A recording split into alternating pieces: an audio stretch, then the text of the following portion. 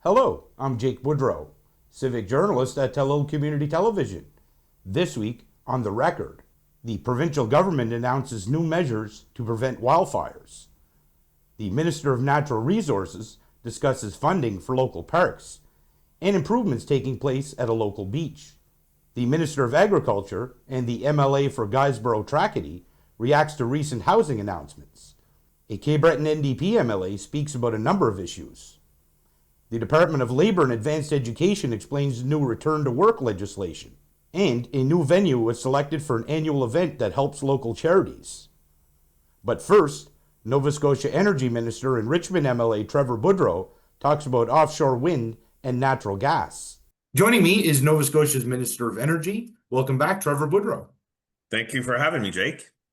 So on July 7th, it was announced that Nova Scotia is welcoming more opportunity for investment and jobs with a call for bids for offshore natural gas exploration.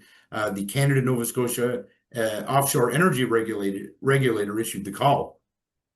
Now, because all of Nova Scotia's natural gas is imported and flows through or from the United States, he said the government wants to develop offshore natural gas.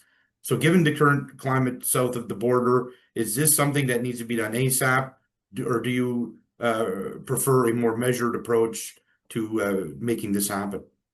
Look, I mean, the Premier's been pretty clear since probably the new administration has come in the U.S. that we have to look at our natural resources, and energy security is one of those reasons to do just that. And so obviously, we've had a history with offshore gas as a province in the past, and it's about rediscovering that opportunity. And so, look, we're going to make sure we do it right and we do it safely and we do it appropriately. And the announcement from the regulator is just that, right? The regulator is kind of who sets kind of those parameters. We give some strategic direction, obviously, but recognizing that we have natural gas both onshore and offshore, and right now all of what we use in Nova Scotia is coming from or through the U.S.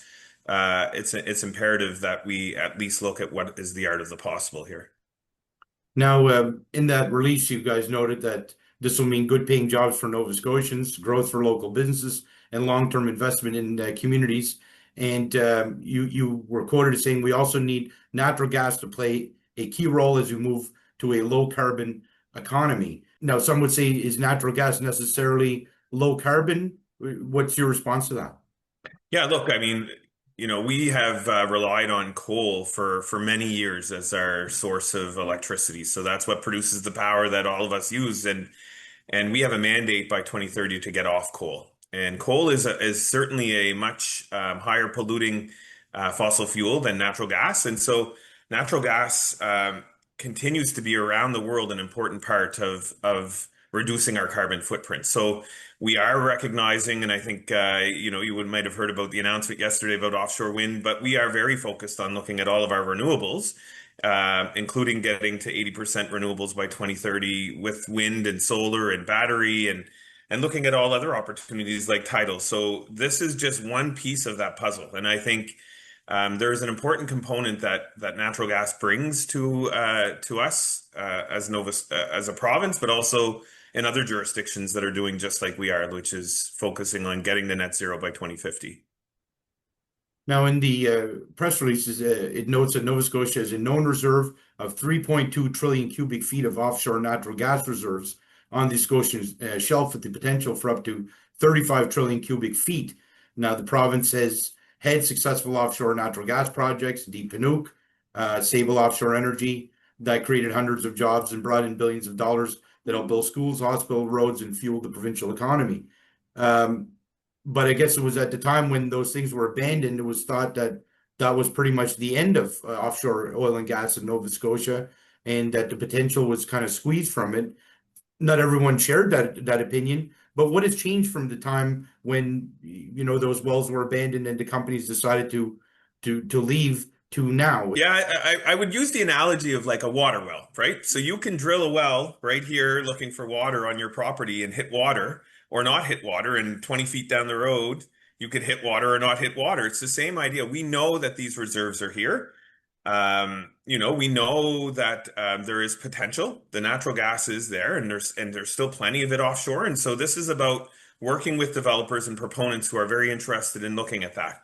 And the needs and the supply and the demand and all of that across the globe is impacted by a whole bunch of things. Think of like Europe trying to get off of natural gas from Russia, right? Those types of global things can change the markets. It can change where they're looking and exploring. And so all of that stuff comes back to we have a reserve offshore and we have some reserves onshore. And it's about looking at all of our natural assets, looking for opportunity to extract those in a safe and appropriate way, and to provide that economic benefit for Nova Scotians that they've seen in the past and that we know can come back in the future, right? So the call for bids is for 13 parcels on the Scotian Shelf and Slope. None overlap the Sable Island National Park Reserve or the Gully Marine Protected Area. And the moratorium on oil and gas exploration and drilling on Georges Bank remains in place. In 2022 is extended to December 31st, 2032. And it also notes that successful bidders could be awarded exploration licenses if they wish to develop a site. They would need to apply for a significant discovery license and then a production license. And the deadline for bids is April 28, 2026. And what happens after you guys receive the bids? What's the next step in the process there? Yeah, so the regulator kind of sets these parameters and says this is the call for bids. And so if and when proponents are interested and they put that bid in, then the regulator kind of evaluates it, and both the federal and provincial government, because these are joint waters that we share responsibility for. So we will look at those and kind of with the regulator make decisions on those. And then, as you were saying, there's kind of multiple steps to this, right? So that it's not like they're drilling right off the bat and producing right off the bat. They need specific licenses as that process unfolds, and there's different steps, and that gives the developer an opportunity to kind of look at the parcels they're interested in and get into that development phase and then get into that production phase. So it is a timely process. It does take some time. It's not like we're going to be producing natural gas offshore tomorrow, but it is done that way to make sure it's safe and responsible. Now, I don't know if you have time to talk about the offshore wind announcement that you made yesterday. If not, Yeah, I absolutely. understand. Yeah. If you're able to, maybe we can talk a little bit about that. Now, you mentioned that sites have been selected, and maybe you can go into how that decision was made and how those sites were identified. So we've been talking about our offshore wind for quite some time. So the province and the feds have worked very closely to kind of, do this in an appropriate way. But there was a regional assessment that took 2 years to do. And that regional assessment that was done, it identified kind of 8 sites. And through consultation with different stakeholders, those were the sites they kind of identified. And they kind of had them in 2 tiers. They had tier 1, and they had 5 sites on that first tier. And then tier 2, which were 3 sites that they say need a bit more evaluation. So then what we did is we took those 5 sites and we said, okay, we're going to put this out for public consultation.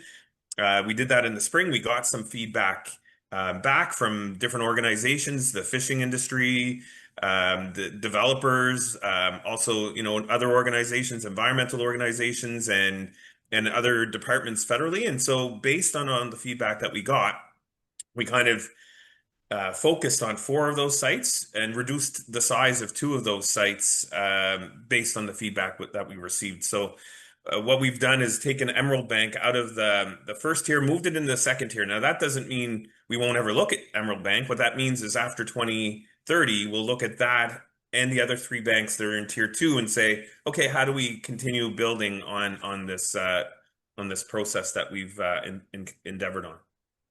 So the sites are French Bank, Middle Bank, and Sable Island Bank, and those are off mainland Nova Scotia, and Sydney Bight off of Cape Breton. That's the one you're talking about. And these are the first 4 offshore areas that have been designated. And maybe you can talk about where exactly those lie? Like the Sydney Bight one off of Cape Breton, is that off of Sydney, or where exactly does it Yeah, so land, and how big is it? if you can imagine where the ferry that goes to to Port aux Basques goes from in North Sydney, it's kind of like northeast of that. So it would be kind of 25 kilometers away from that, so offshore. So if you can imagine, if you had a massive wind turbine that is, 150 or 250 or 200 meters high, it'll kind of look like this in in the horizon. It's quite a significant distance out.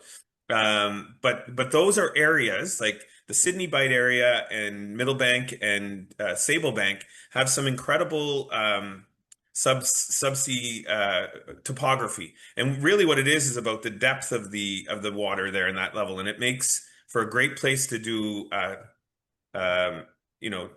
wind turbines that are stable, that they're basically put in the ground there and they're stable, not floating. Whereas the French Bank one, which is closer to Guysborough County, that's a bit closer to shore. The edge of it's around 20 kilometers offshore rather than 25, but it's an area that has really good potential for floating technology, which you're not basically putting the monopile right into the ground. It's actually floating, and so there's a couple of different technologies out there. We're very technology agnostic, but we know that cost is an important factor. And so when developers are looking at this, they're looking for the most cost-effective way to do this. So those four areas give them the opportunities they need to look for the sites that would work best for them. So noted in the press release that was came out yesterday, the next step in developing offshore wind energy is identifying the parcels within the designated areas that will be included in the first call for bids later this year. The aim is to license 5 gigawatts of offshore wind by 2030. This will set the stage for future offshore wind development and position Nova Scotia to become an explorer of clean energy. So what's involved in that process of identifying the parcels within the designated areas? What is it you're looking for Yeah. specifically? So at this point, what will happen is between myself and the minister responsible federally with Natural Resources Canada, we will send kind of some strategic direction to the regulator. So the regulator is who identifies what parcels in those four sections. So it'll all be broken down into smaller sections. So if you can imagine, just in those four sections that we've talked about, those four wind areas, we could produce 66 gigawatts or 62, sorry, gigawatts of power. We're just looking for 2.5 to 5 over the next couple of years, right? So they're going to pick smaller parcels in those areas and open those up for bidding. But before we get to the actual bid, we'll put out a call for information from developers. And what that means is it'll be a bit of a back and forth with developers, understanding what their needs are, what they're looking for, and kind of what our expectations are. And then you'll have what's called a pre-qualification. So there will be specific things that we'll be looking for from proponents. And if they meet all of those, then they've pre-qualified to actually put a bid in, which will happen. That'll be the next step. So it's a bit of a different process than offshore oil and gas, because it's not like you're exploring for wind. We know we have that wind resource out there. So they know that's there. It's just about kind of identifying what parcels work best for the technologies they're using. So it's a bit of a process. It's the first time we're doing it in Canada, which is very significant. So we want to make sure we do it right. But it's been done all over the world, and so we're really working with experts in the field and different jurisdictions to understand how to do this the best possible way. Now, it said the private companies wanting to build offshore wind projects will participate in a competitive licensing process managed by the Canada Nova Scotia Offshore Energy Regulated. So I assume there's interest from companies. There's companies out there that are really wanting to take part in this, and that's not really the issue. It's a matter of choosing what areas and which are the best to carry this out. So if you've heard a lot on the news lately, a little bit about Wind West and talking about the Eastern Energy Partnership, and that's about all of the Atlantic Canadian provinces looking at our assets that we have in energy field. And so it's no surprise, like developers know the energy that we can produce offshore. What they need to know is where is it actually going?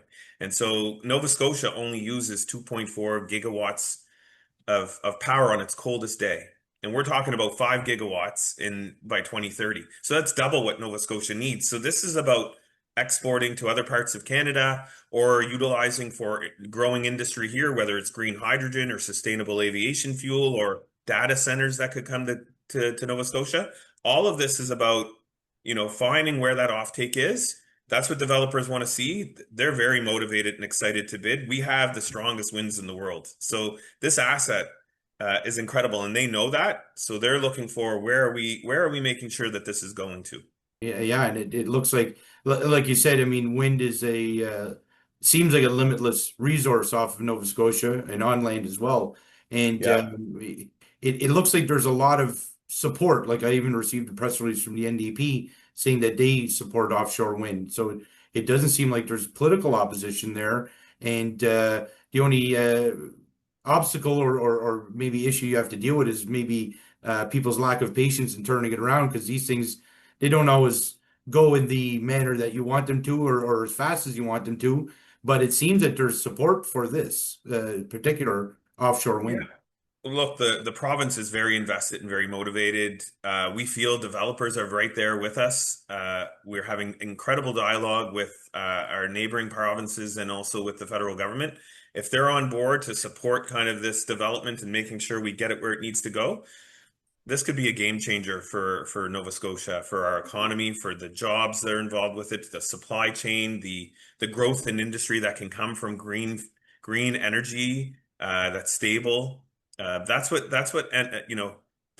AI centers are looking for. That's what industry is looking for. The Michelins of the world want to have green power, and so what an opportunity! And we're very focused on seeing it come to reality. Yeah, and as you mentioned, this is a big first step. This is the first of its kind in Canada. And so you guys are going to be kind of setting the stage for what could take place in other jurisdictions as well. So not only is it environmentally and economically sound, it sounds like you guys are kind of setting or making political history here in a way, I guess. Look, it's an exciting time to be the Minister of Energy in the province of Nova Scotia. We have incredible assets and we have a motivated team, and we're going to be pursuing all of these options with the best interests of Nova Scotians in mind. Well, that's great, Trevor. I really appreciate you taking time.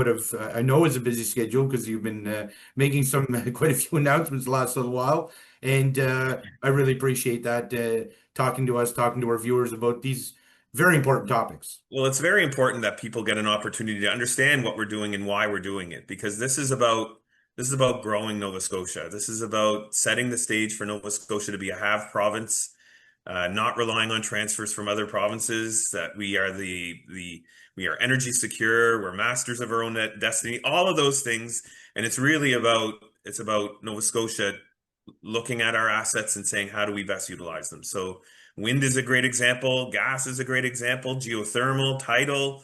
You think about all of these potentials, and we need to see those potentials get to reality. And that's my focus. So The provincial government announced it is restricting travel and activities in the woods because continued hot, dry conditions have greatly increased the risk of wildfires. As of 4 p.m. August 5th, hiking, camping, fishing, and the use of vehicles in the woods are not permitted. Trail systems through woods are off limits, and camping is allowed only in campgrounds. These and other measures are in place on provincial crown and private land until October 15th, or until conditions allow them to be lifted, the province said, noting that the fine for violating the restrictions is $25,000. Premier Tim Houston said until Nova Scotia gets a significant amount of rain, there is an elevated risk of wildfires. He said most wildfires are caused by human activity, so to reduce the risk, his government is keeping people out of the woods until conditions improve. I'm asking everyone to do the right thing. Don't light that campfire, stay out of the woods, and protect our people and communities, the Premier stated. The province said forestry, mining, and any commercial activity on provincial crown lands are also restricted. But those who conduct this kind of activity can apply for a permit at their local Department of Natural Resources office. While the restrictions are in place, people can still access beaches and parks, but not the trail systems, the province noted. They said private landowners are free to use their own properties, but cannot host others to use wooded areas of their properties. Tory Rushton, Minister of Natural Resources, said there have been about 100 wildfires this season, which were small and extinguished quickly. But that could change in a heartbeat in these dry conditions. The province said the restrictions were put in place through a proclamation under the Forests Act, and people with questions about the restrictions can call their local Department of Natural Resources office. On August 6th, the provincial government then banned the use of all fireworks. The province said all fireworks and pyrotechnic special effects are not permitted as long as a burn ban is in effect. The province added that the new ban applies to consumer and display fireworks and pyrotechnic special effects, even if they have the appropriate approvals.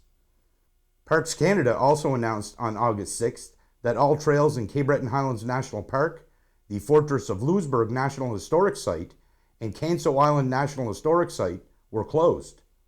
They said this includes boat service to and from Canso Island, as well as all forested areas, barrens, and designated backcountry camping areas.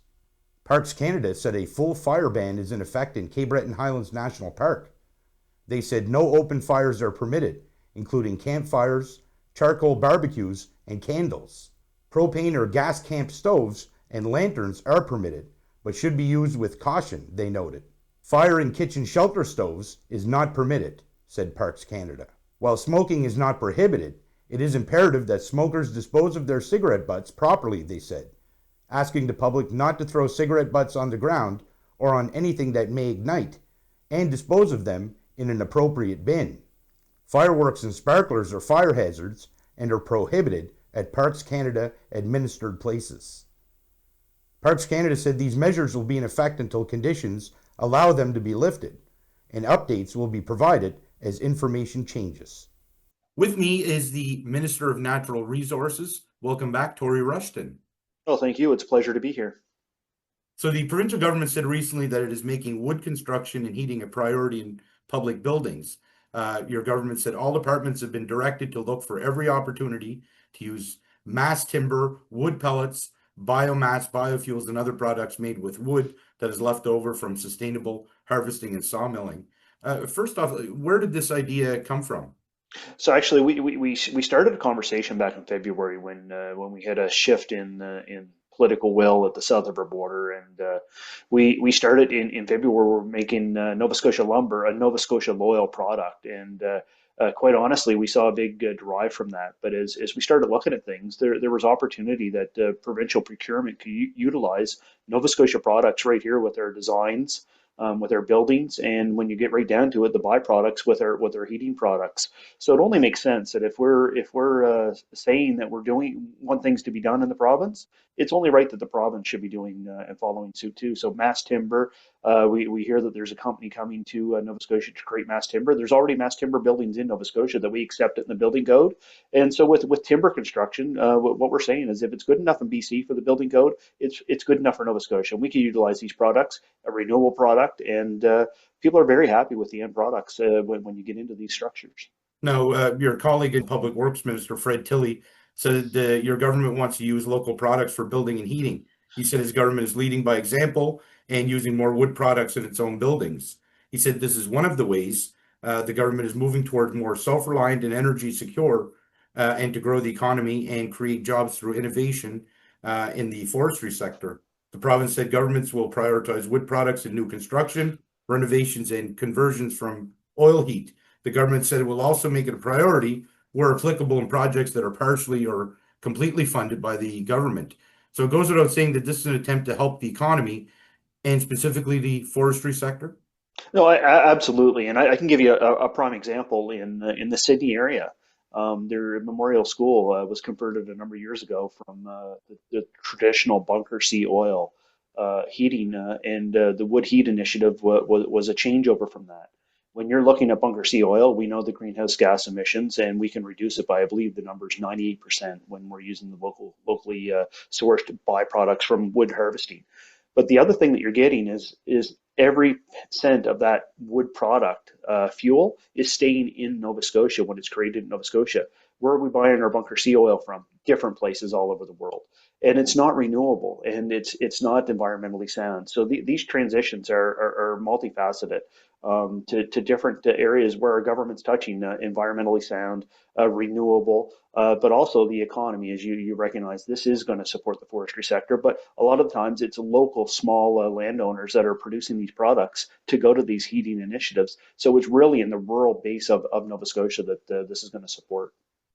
Now, this focus on using wood products aligns with the Nova Scotia Loyal Program, reduces reliance on imports, and enhances export products markets, your government noted. And they also went on to say it will support the province's forestry sector, reduce greenhouse gas emissions, as you alluded to, and help the province move to a low carbon economy. And now, you said this will produce economic benefit for Nova Scotia families while increasing the use of local sustainable products. Building and heating with oil will produce jobs and reduce Nova Scotia's carbon footprint. And you said it's a great way to support the forestry sector and take charge of low carbon futures, what you just noted. And, we talked about that, and you hit on that as well. This is about helping the economy and the forestry sector, but there is a sustainability component to this too that can help the environment. Absolutely. When you look at the technical aspects, and I won't get too deep because it's out of my realm, but these burners are actually burning off some of the carbon that's coming off, and the regeneration. That would be far well out of my hand reach of the technicalities. But when I visited one of these sites, 98% of the emissions coming out is water vapor. But the other aspect of this is it was a PEI was actually a pioneer in this wood heat initiative process. And when you actually get down to the grassroots of it, this is a way for ecological forestry to be transitioned into using and renewable energy. That when you're going in and think about it, you're growing a row of potatoes in your garden. You need to weed those potatoes out to make sure that the potatoes have the strength to grow up. So when you're managing your forest, some of these products that are not that are competing with the products that need to be grown or want to be grown in your forest as a landowner, you're going to weed out some of those products. Well, now there's a use for these products, or byproducts from forestry, to allow for renewable energy, environmentally sound energy process, but also allow a healthy forest at the end of the day. That the majority of the land in Nova Scotia is owned by private landowners. And when you talk to the landowners about this, they're very excited about this initiative because they're now going to have an opportunity to allow their forest to become a healthy, strong forest, and have a pathway to manage it while also regenerating some revenue from it. Now, Patrick Trevor, President and CEO of the Mass Timber Company, said this is an important step that aligns economic prosperity with environmental stewardship. It creates a powerful circular economy supporting sustainable forestry practices and Nova Scotia softwood lumber industry by stimulating demand for high-value local wood products, he said. That includes using high-performing, low-carbon mass timber to build the essential infrastructure Nova Scotians rely on. Now, he mentioned in that supply chain security is paramount right now, so perhaps you can explain what he means by that. Yeah, no, we need to have an evaluation, and I mean, there's already work underway with where our forestry sector is to ensure that we have the fiber to supply these projects that are coming to fruition. Quite frankly, we're very comfortable in a way to have these conversations. And with this announcement that we've made, it takes the people that are interested in that mass timber company and that process come to fruition in Nova Scotia. It lets the investors know that Nova Scotia as a province are serious about this process forward and utilizing these products. So yeah, they're very excited about this process. We're excited to see announcements from them coming to fruition. We'll be able to utilize these products in our construction, but also at some point, I would like to think that we'll be able to share these products with the rest of Canada as well. Now, the province said that 20 public buildings, including schools and hospitals, already use wood heat, and 2 more are in development. So how many more buildings are you looking to expand? Is there a number, or is it just a matter of as many as you can convert? Yeah, a little bit of this is out of my bailiwick. It would be with the Department of Public Works. But what I can say is that there was a list constructed of public buildings that could be converted. So that would lay with the responsibility to the Minister of Public Works. But further discussions and what has been said during these conversations is any new construction, as you highlighted at the opening, any new construction will evaluate the potential use for wood products, whether it be for the construction or the heating of the building as well, because it's not just the wood heat initiative; it's also taking byproducts from sawmill production, such as Viterra is going to do in Enfield area, byproducts making a biofuel that could replace a bunker fuel as well. So there's a vast array of opportunity here that can be seen for Nova Scotians. Now, I'm not sure if this is under the purview of the Department of Public Works as well, but the province is updating design and procurement policies to prioritize the use of wood products in new buildings and renovations. Do you have an idea on how long that process is going to take? Yeah, that would be under Public Works, but speaking with the Minister of Public Works last week, there's already a lot of work underway, and I guess his comment to me was, "Stay tuned," because I'm anxious, just like everyone watching, how this is going to move forward in a positive way, and so no, I'm anxious to hear what the minister would have to say in the future. Also, in that press release, it noted that the province will initiate research and help bioeconomy sector advance innovation with wood byproducts. What does that research entail?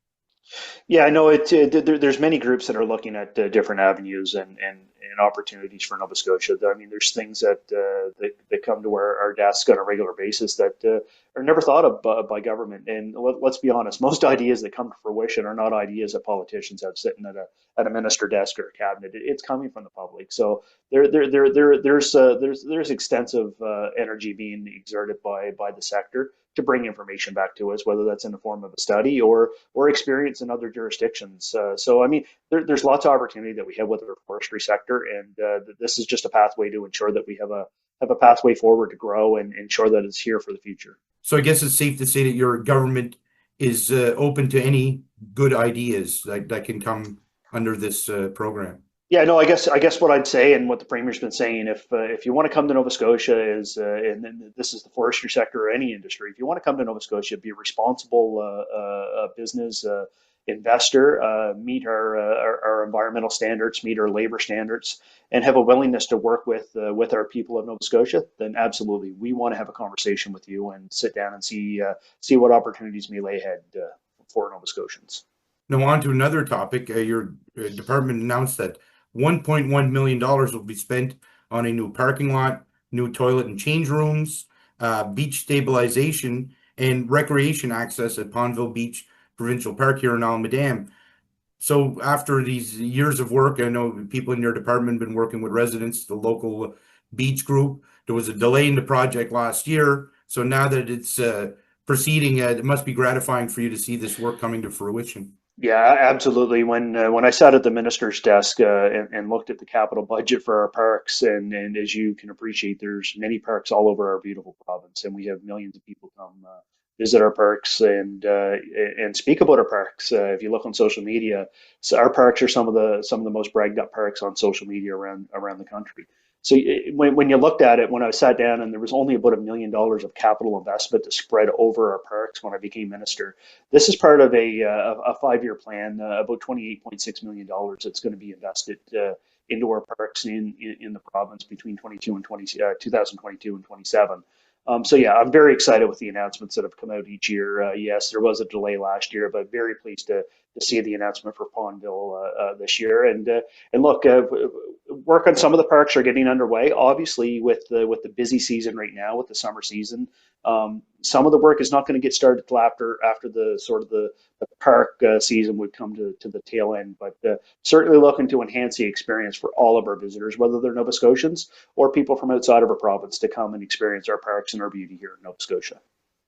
Now, also, your department confirmed that Battery Provincial Park in St. Peters was awarded $250,000 to conduct coastal monitoring and make water system upgrades. And your department said Waikagama Provincial Park was approved for $200,000 for a new dump station. Also, it was announced that all camping parks will receive $100,000 for internet service improvements, and multiple day-use parks are getting $50,000 for new entrance signs. And you just talked about that, the plan for parks. And it seems like as though the intention of the government is to try to make these parks as accessible. And when I say accessible, I use it in a more broader term, for as many people as possible. You know, people looking for internet access, looking for these services, and you know, trying to get as many people to these parks as possible. Yeah, absolutely, and I know some people, some of your viewers wouldn't necessarily understand some of the geographical area in my area of Cumberland County. But you say accessible, and that's exactly what we're doing. We have a hiking trail in Cape Breton where it does have some cabins, and we've developed a cabin in that area that will be accessible to people. But you mentioned about the park with the internet services. Yes, you always want to go to the parks and leave the cell phones at home and things. But quite frankly, people are able to work on the go, if you will. It's just that new era.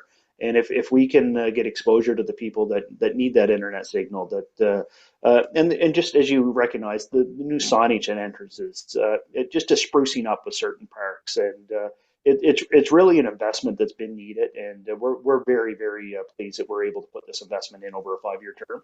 And as we come to fruition at the end of that 5 year term, we're always looking what can we do better after that 2027 plan has come to fruition. Because as we know, the parks do take an investment to maintain and keep up. It's really the heartbeat of our rural communities for the most part, that we can showcase to the visitors of Nova Scotia. So we want to keep that going.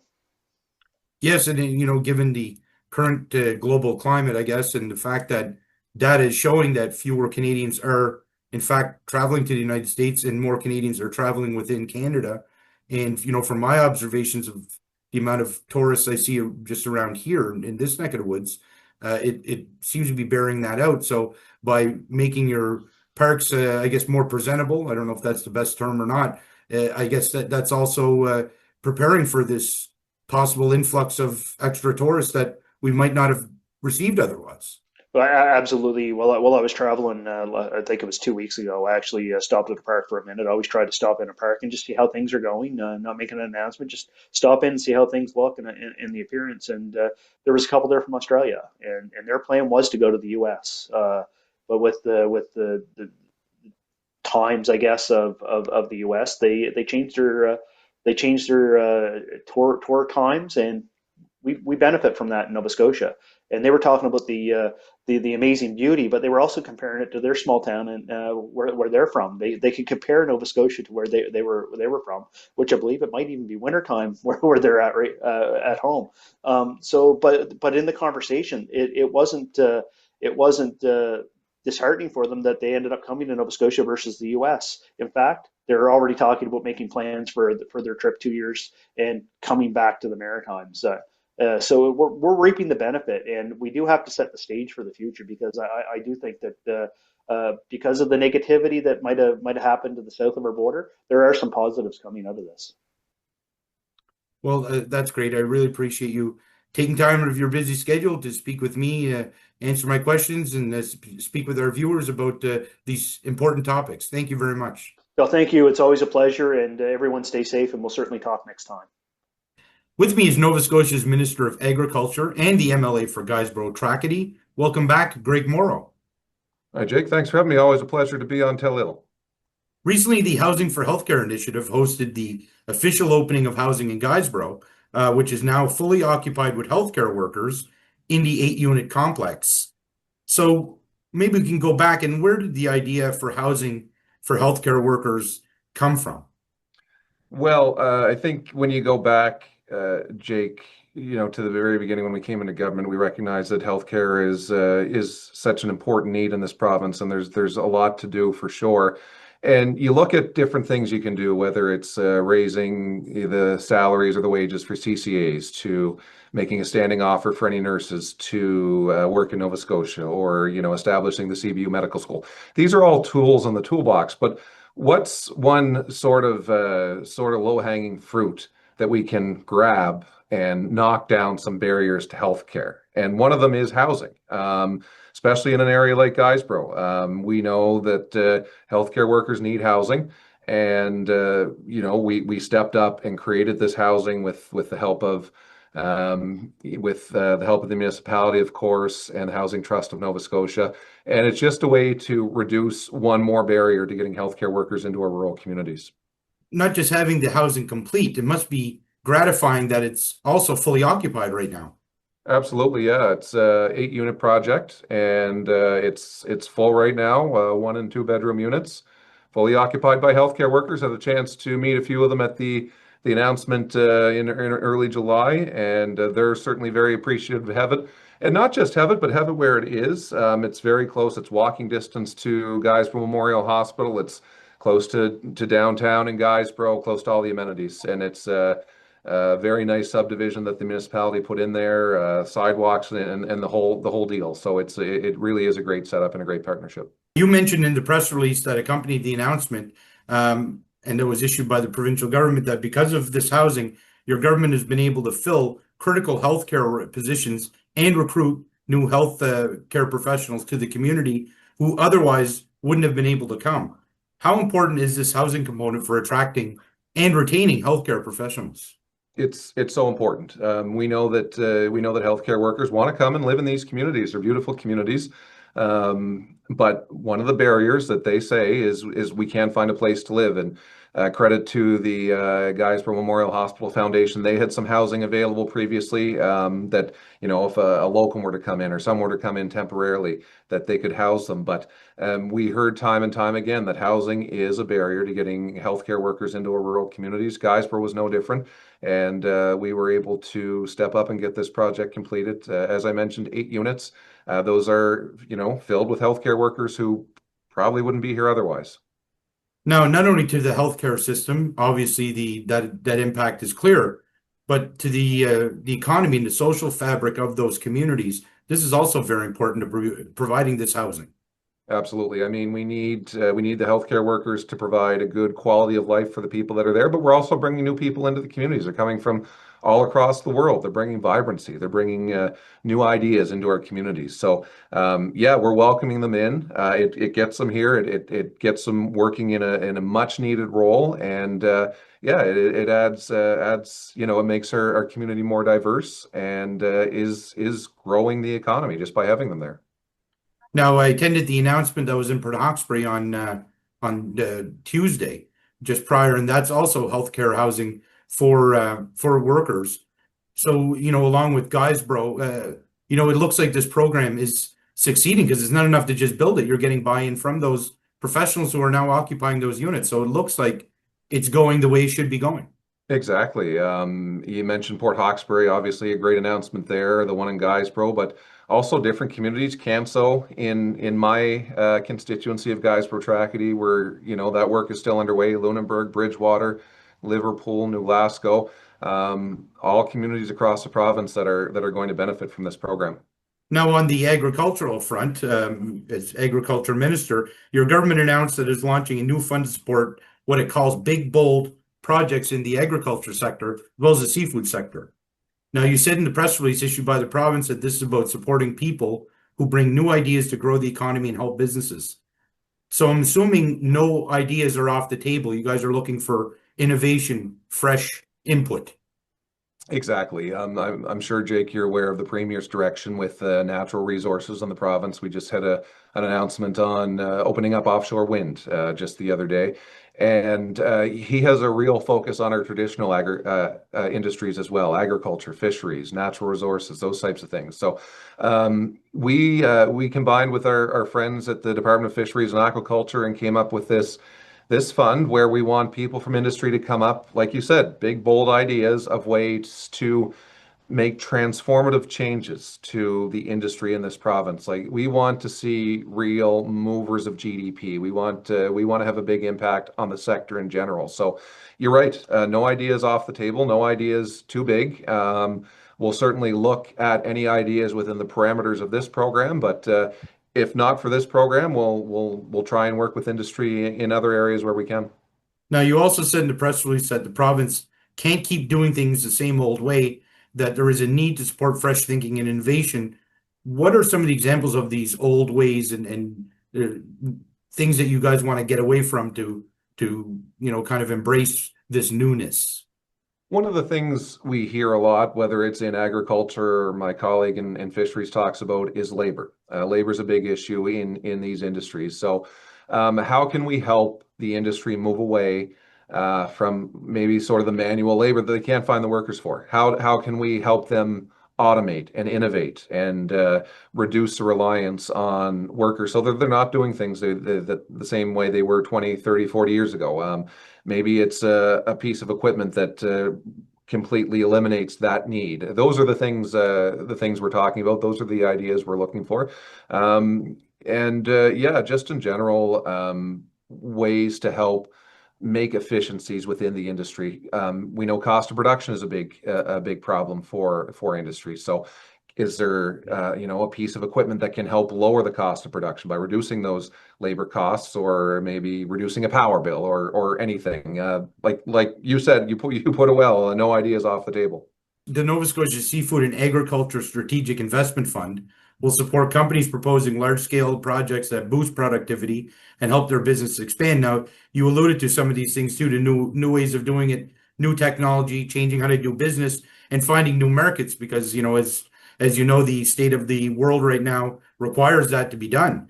So I assume you're looking for large-scale projects as well as medium to smaller size. What is it you're looking for as far as scope goes, or is there no limits on that as well? Yeah, no, it's definitely a project that would be on the bigger side of a scope. We have a full suite of programs already within the department that would kind of help with some of the smaller scale stuff, the smaller pieces of equipment, that sort of thing. This is really more of something that someone in the sector would see as transformative, that would really help boost their business and would ultimately contribute to an increased GDP in the province. So yeah, you mentioned that in order to formulate this plan into strategy, you guys had to work closely with stakeholders within the agriculture industry, and I assume that you guys are going to continue working with those groups and businesses and private entities and as such as you guys go through this. And I assume you're also going to be looking at maybe tweaking some things to see what works, what doesn't work, and stuff like that. Is that part of what the plans are going forward? Absolutely, and I'll just mention with this fund as well, Jake, that it might be something as simple as helping a company use new tools, better facilities, things that might be more energy efficient, or make new products altogether. We know that big changes can make the whole industry stronger and help our province compete in the global economy. You kind of alluded to this in another question, but we do have other funding programs for smaller scale projects. So again, this is for the bigger, I guess, the bigger plays that someone might want to undertake. But as far as a collaboration goes, it's so important. This is almost a $5 million fund, around 4.7 million. We could launch a $10 million fund, but if we're not working with industry to find out that this is what industry wants, we're just kind of throwing spaghetti at the wall, as they say, or what I mean. We have to have that collaboration. So that's something that's so important to me as a minister. I like to be out on farms. I like to be talking to farmers. We have resource summits with the premier, with the different natural resources. We have different folks from the ag sector come in there. I have a very close relationship with the Nova Scotia Federation of Agriculture. They've been great partners in my 4 years in this role, and their new president, actually, Alicia King, comes from Antigonish County. So we come from the same area, just on the other side of the strait as your viewers. So I like to think that if two folks from Antigonish County can't help advance the industry, then we're in a pretty good spot. We're working on the same page. So what industry needs is at the heart of everything we do in the department. It's certainly been my focus in the last 4 years, whether it's help following Fiona, whether it's gearing our programs to help meet industry needs better. All those things are top of mind for me. We want to be collaborative with industry because, as I said at the beginning, if we're launching programs and putting funds into things that industry isn't asking for, doesn't need, then what's the point? Well, that's great. I appreciate you answering my questions, taking time of your busy schedule to speak with our viewers. Thank you very much. Thanks, Jake. Again, always a pleasure to join you on Tellil. Joining me is the NDP MLA for Cape Breton Centre, Whitney Pier. Welcome back, Kendra Coombs. Thank you for having me. I love being here. So regarding the latest threats from the U.S. President about a 35% tariff on Canadian goods, your leader Claudia Chender said the need for action on housing, affordability, transportation, and childcare costs has never been more acute. So right now, to deal with these threats, exactly what should the provincial government be doing? Well, what we have been asking, people are really struggling right now. I'm sure you're aware. People are struggling with food security, housing security, and they're also struggling with their health. And with the fact that the Trump administration wants to add more tariffs, that is going to impact people here in Nova Scotia. So we are asking the government to help make life more easier, more affordable for Nova Scotians. So we're asking for more investment into truly affordable housing, more investment into healthcare, and the healthcare that looks like is more investment into things like pharmacare and dental care. People find it really hard to afford those things. And it has a real impact on people's lives if they can't afford their medications. And it causes more problems in the healthcare system and also in dental care. We're asking for more help for those who are working in the industries that are being affected as well, to allow them to thrive here in Nova Scotia. Because as you know, we're facing this affordability crisis. And so we're just asking the government to step into these areas to make life more affordable for people, especially as we deal with more tariff threats. Now, your colleague in the NDP caucus, environment critic Lisa LaChance, said investment in offshore wind is a real solution as Nova Scotians are dealing with unaffordable power bills. So would you say your party is all in on offshore wind, but retains some skepticism about where turbines should be going on land, or is it the same with on-land wind turbines that you guys are also supportive? Is there kind of a difference there at all? There can be, but I think what our biggest issue is ensuring we can get people's power bills lowered, and to also ensure that we are looking at a more affordable power structure, and to ensure that our power rates can go down, or I should say our bills, because power rates are possibly going to go up. We don't know, but make sure our power bills go down, and to ensure that we are looking at greener, cleaner, environmentally friendly solutions, and working with people who have more knowledge on these topics, and ensuring that we are getting the best advice possible to how we further green our grids.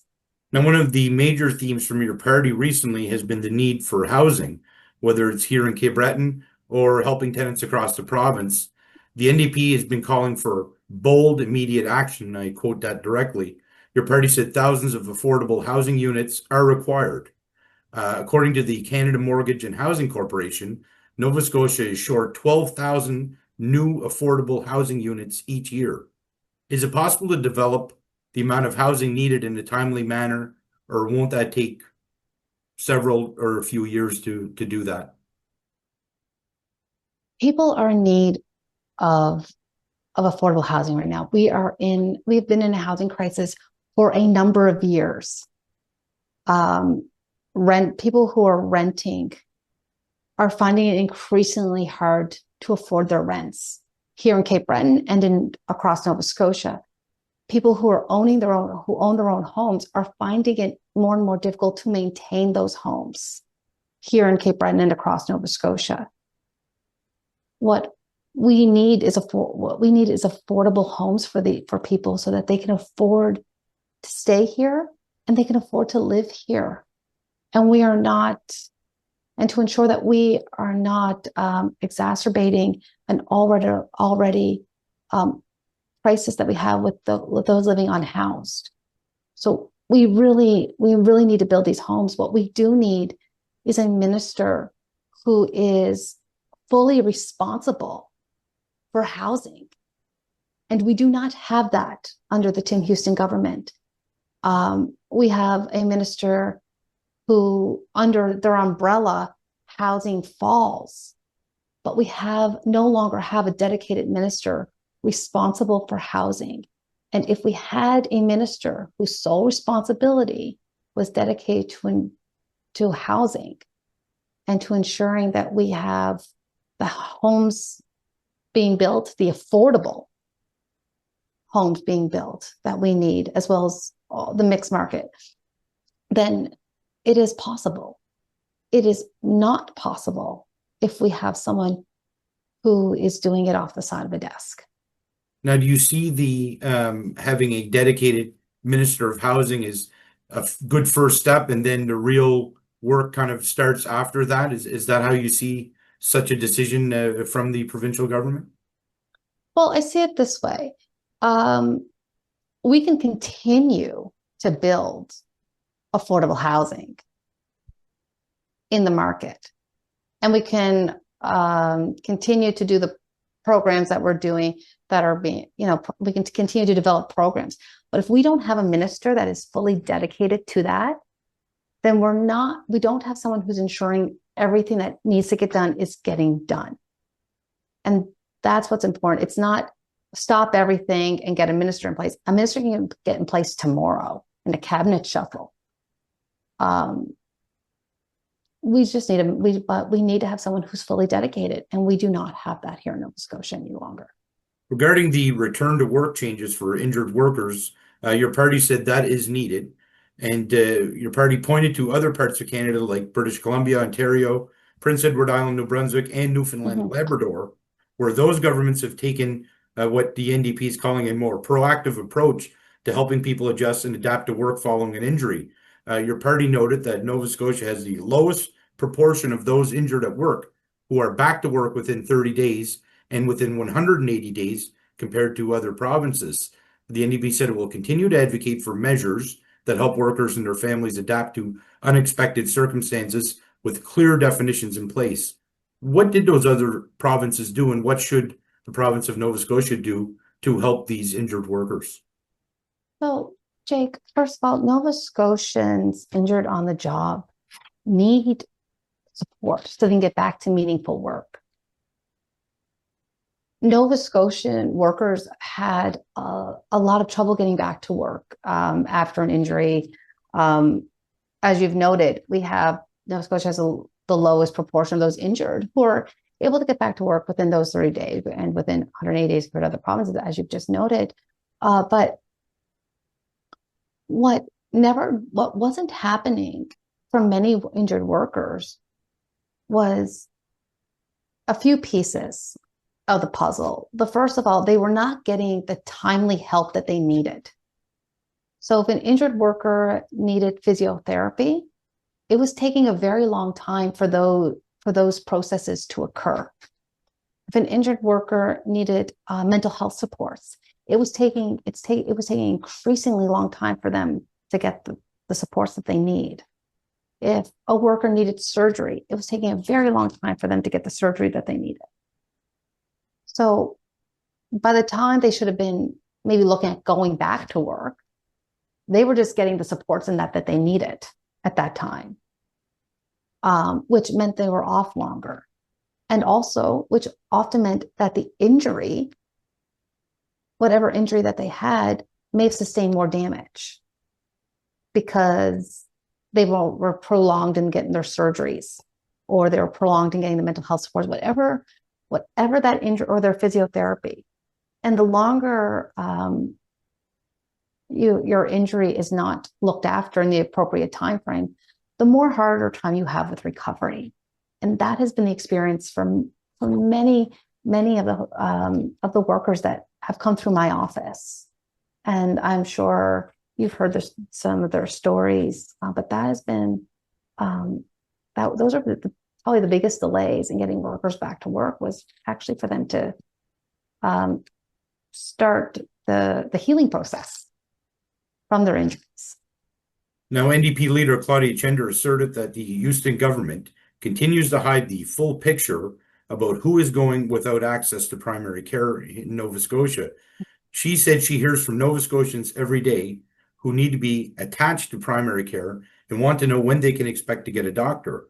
Thousands of people add their names to the list each month, but the NDP claims the government keeps doing a one-sided public relations exercise where they only disclose the number of people coming off the list. Are you of the belief that the government is deliberately withholding this information from the public?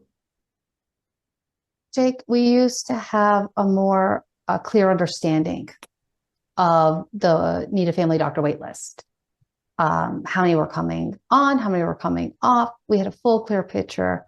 And now under this government, we do not have that clear picture. They're no longer. So I guess that's probably my answer. We used to have that information. Now we don't. We're only getting half the story. And also, we're not hearing about how many people were kicked who were removed from the wait list without their knowledge. And that's something that comes through my office quite a bit, is people who are calling me saying, I just called to see where I was on the list and I'm no longer on the list, but I don't have a family doctor. And I've had several instances of some people who've been removed from that list several times and had to re-put themselves back on the list.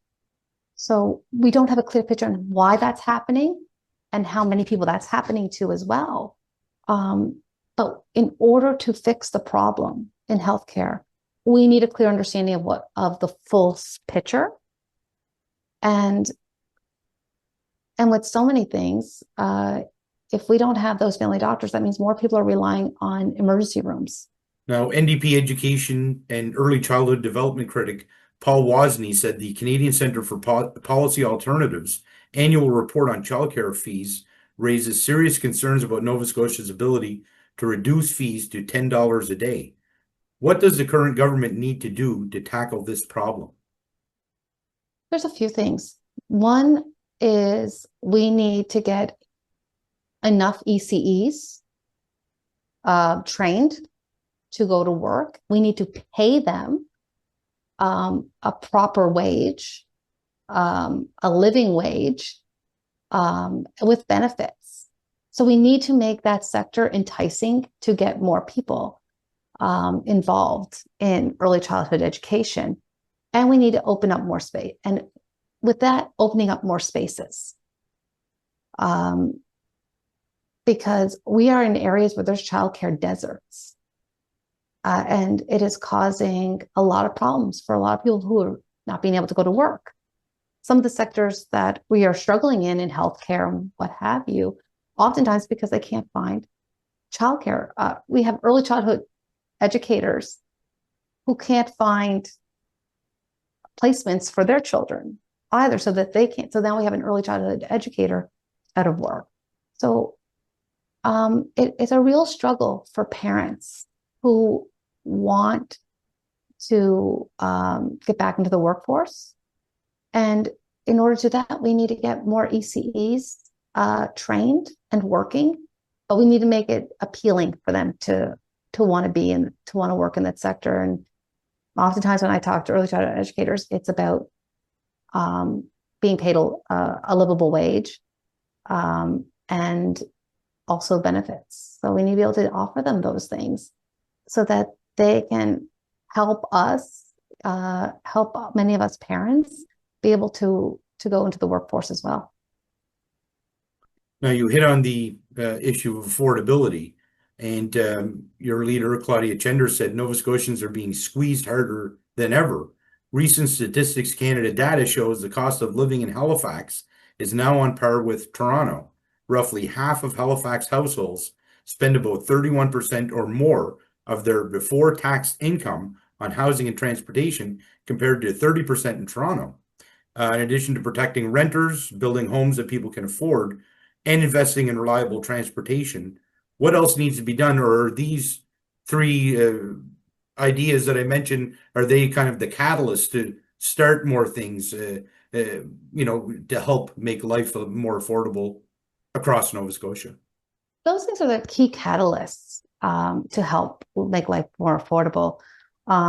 If you ask anybody, transportation eats up most of their cost, eats a lot of their costs, right? For going to work, especially if you're living and working in the rural areas and you don't have access to transit in Halifax. So if Halifax and area is that expensive, with having a transit system in place, what's it like think about what it's like for all of us here, especially on the island, where people are traveling an hour or so to get to their jobs, and trying to fill up their tanks. When you're looking at housing eats up probably about 50% or so of a lot of people's income, when really, if they were living, when we talk about affordability, housing costs should only eat up about 30% of your income, right? You should only spend about 30% of your income. If you're spending a lot more than that on housing, it's because housing's not affordable.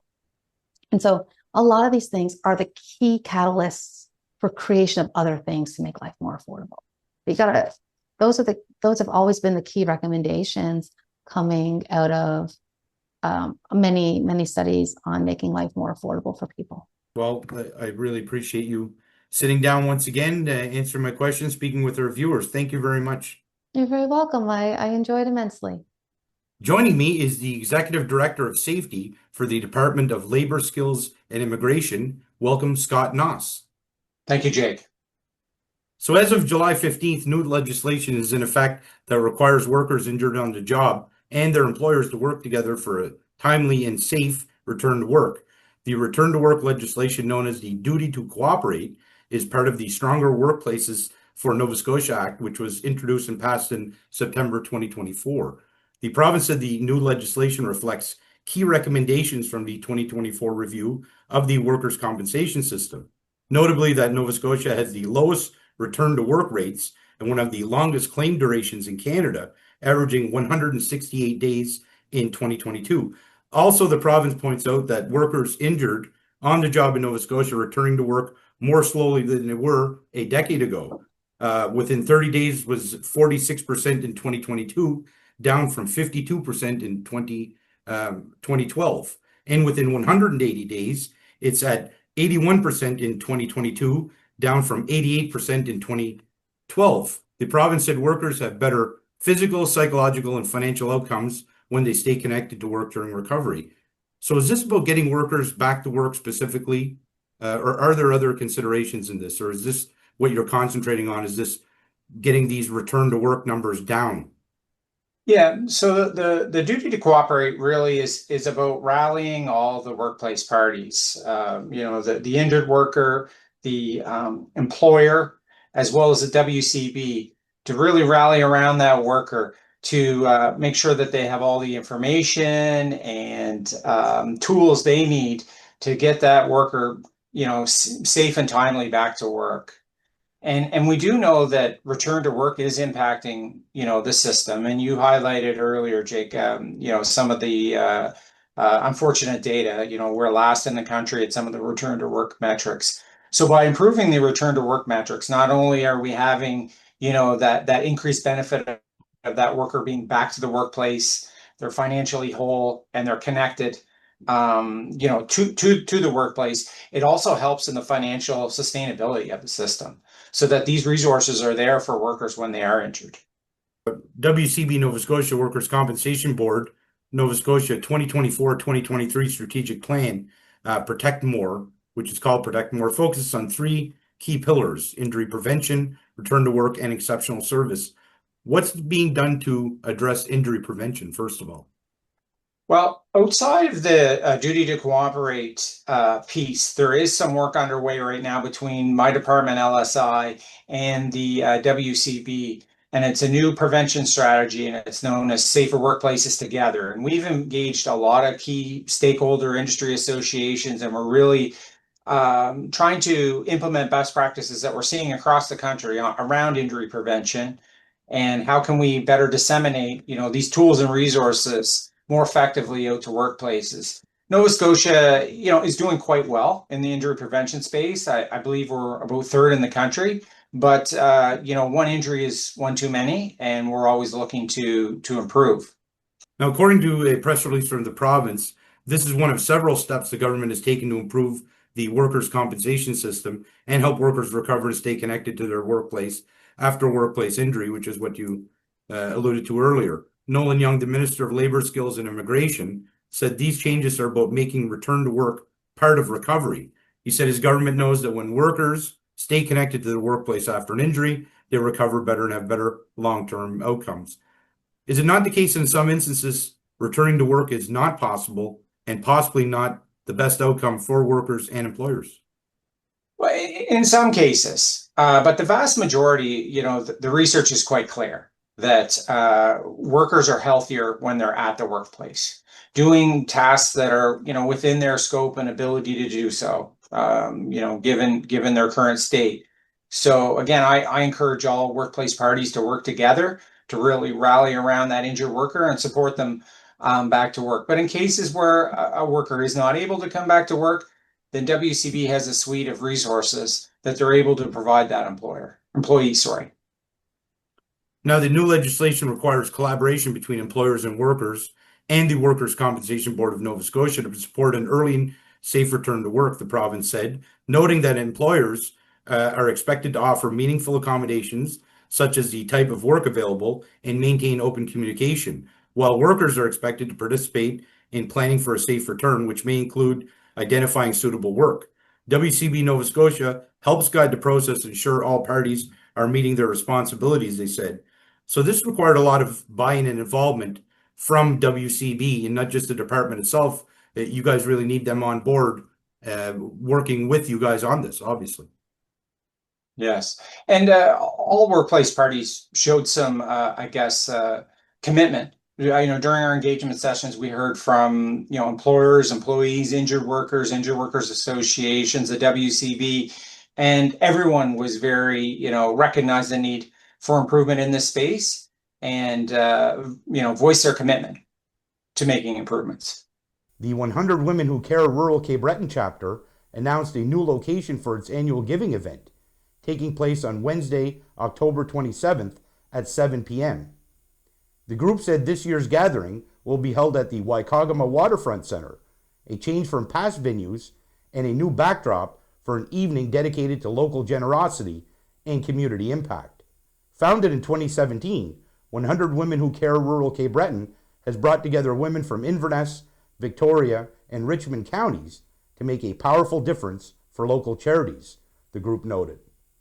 Since 2017, they said members have donated over $70,000 to grassroots organizations doing vital work in the region. The group said its strength lies in its simplicity. Local women equal local impact.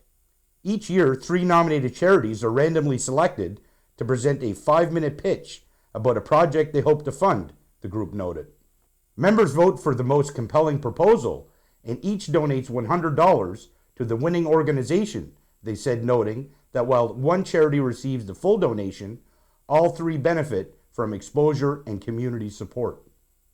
In 2024, Leaside Transition House Society received $11,600 to build a playground for children staying at their shelter, a powerful example of how these collective donations create real, lasting change, the group said.